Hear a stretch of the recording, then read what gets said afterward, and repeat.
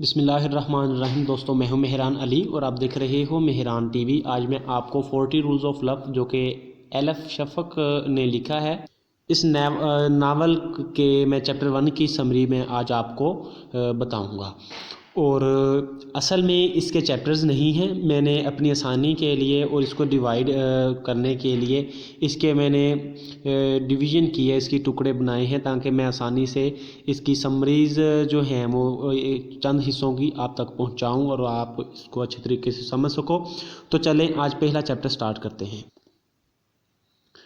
اس novel کا آغاز 17 مئی 2008 کو نارتھ ایمپٹن سے ہوتا ہے، یعنی کہ اس کی جو سیٹنگ ہے وہ نارتھ ایمپٹن ہے اور جو ٹائم ہے وہ ہے 17 مئی 2008، جب پورا خاندان یعنی ایلا جو ناول کی مرکزی خاتون کردار ہے، وہ اس کا شوہر ڈیوڈ جو دندان ساز ہے اور اس کے 3 بچے جن میں جینٹ، اورلی اور ایوی کھانا کھا رہے ہوتے ہیں، تو ڈیوڈ ایک بزرگ خاتون جس کا نام ایستھر ہے جو کہ ان کی آنٹ ہے سے پوچھتا ہے کہ کیا ایلا نے آپ کو بتایا ہے کہ اسے جاب مل گئی ہے ایک مشہور لٹریری ایجنسی میں، اور اب یہ لٹریری ایجنٹ کی سیکرٹری کے فرائض سر انجام دے گی۔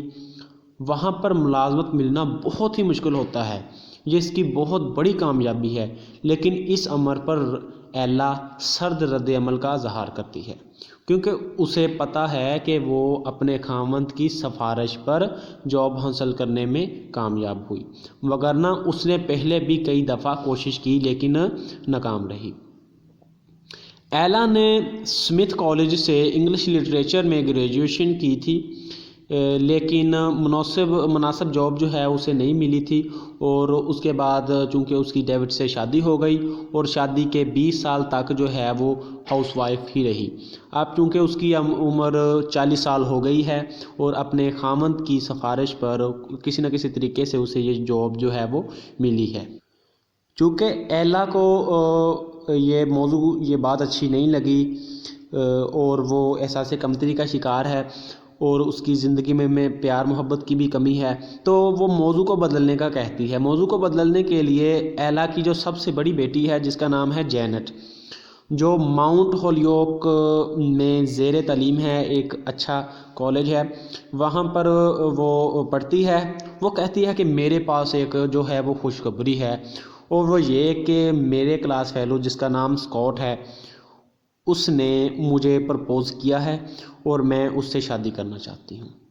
تمام لوگ ہکے بکے رہ جاتے ہیں اور غصے کا اظہار کرتے ہیں۔ اسے یہ جواب دیا جاتا ہے کہ اس کی عمر ابھی اتنی زیادہ نہیں کہ وہ اسے شادی جیسے سنجیدہ تعلق کو قائم کرنے کی اجازت دیں، یعنی کہ ماں باپ اسے اس تعلق کی اجازت دیں، جس پر وہ بہت ہی بے عزتی سے بولتی ہے اور کہتی ہے کہ مجھے آپ لوگوں سے یہ امید نہیں تھی، بلکہ میں تو ایکسپیکٹ کر رہی تھی کہ آپ لوگوں کا جواب یہ ہوگا کہ تم کب شادی کر رہی ہو اور ہم تمہاری مدد کیسے کر سکتے ہیں، جس پر ایلا جواب دیتی ہے کہ تم کس دنیا اور ملک میں رہ رہی ہو۔ تم ایک بات اپنے ذہن میں ڈال لو کہ جس دور میں ہم جی رہے ہیں یہاں عورتیں ان مردوں سے شادی نہیں کرتی جن سے انہیں پیار ہے۔ وہ کہتی ہے کہ ہم جس دور میں رہ رہے ہیں اس دور میں عورتیں ان مردوں سے شادی نہیں کرتی جن سے انہیں پیار ہو، بلکہ ایسے مرد کا انتخاب کرتی ہیں جو ایک قابل بھروسہ باپ بن سکے۔ جینٹ کہتی ہے کہ میں اس سے پیار کرتی ہوں، تو آگے سے بڑا خوبصورت وہ جو ہے وہ جواب دیتی ہے۔ میں انگلش میں اسٹیٹمنٹ پڑھتا ہوں ویسے ہی۔ وہ کہتی ہے کہ love is only sweet feeling bound to come and quickly go away. کہتی ہے پیار تو ایک میٹھا احساس ہے جو کچھ وقت کے لیے آتا ہے اور پھر چلا جاتا ہے، جس پر ایلا بہت بدتمیزی کا اظہار کرتی ہے اور کہتی ہے کہ آپ کی بھی شادی 20 سال کی عمر میں ہو گئی تھی اور آپ نے جو تلخ حقیقتوں کا سامنا کیا، آپ کا یہ ذہن ہے کہ میں بھی انہی تلخ حقیقتوں سے گزروں گی۔ تو کہتی ہے کہ آپ کا غلط خیال ہے۔ اس بات پر اسے بہت زیادہ غصہ آتا ہے ایلا کو۔ پھر جینٹ، ایزا اور بچے اٹھ کر چلے جاتے ہیں اور ڈیوڈ اپنی بیوی کو سمجھاتا ہے کہ پریشان مت ہو، یہ بچی ہے۔ جوان بچے جو ہوتے ہیں وہ ایسے ہی کرتے ہیں، وہ جذباتی ہوتے ہیں، وہ بے سمجھ ہوتے ہیں۔ ایلا رونا شروع کر دیتی ہے۔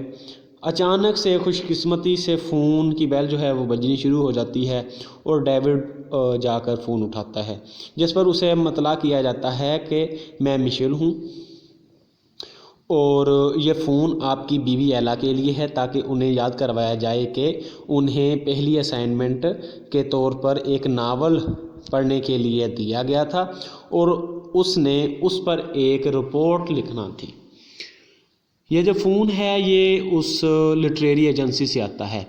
ایلا جواب میں آتی ہے، فون پکڑ کر اسے جواب دیتی ہے، بات کرتی ہے مشیل سے کہ وہ اس پر کام کر رہی ہے۔